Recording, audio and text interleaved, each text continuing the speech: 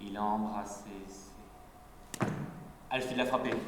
Elle a passé son bras autour de son cou, puis un second, et elle a serré. Elle a serré si fort qu'il ne pouvait plus crier, elle a serré. Elle a serré encore plus fort. Elle a passé ses jambes autour du torse du prince du Danemark, et elle a serré. Elle a serré jusqu'à sentir ses os vibrer, progressivement se briser.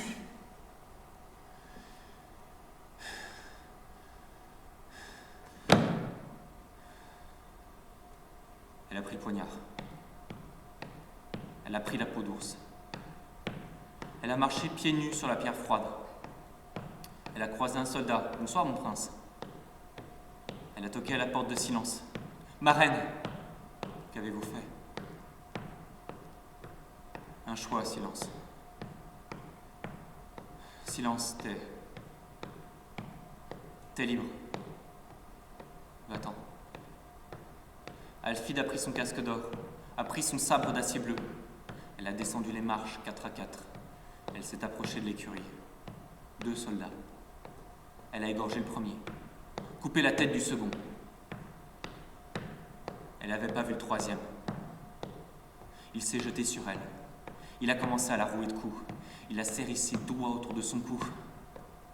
Il en rêvait depuis des années. Et maintenant, qui est-ce qui domine, hein ?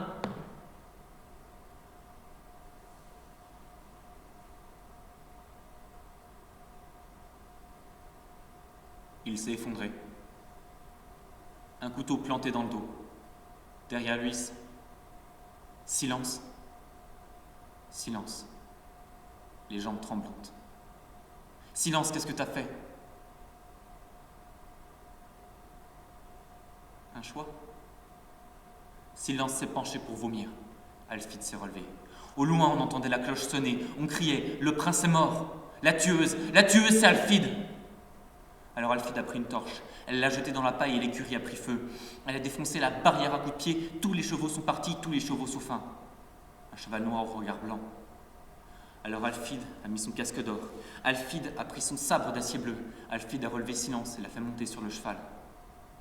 Les flammes se reflétaient sur le casque d'Alfide. Silence.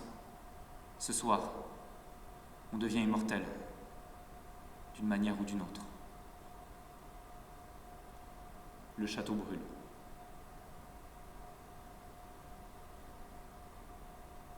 La fumée sort du plancher. La reine ouvre les yeux.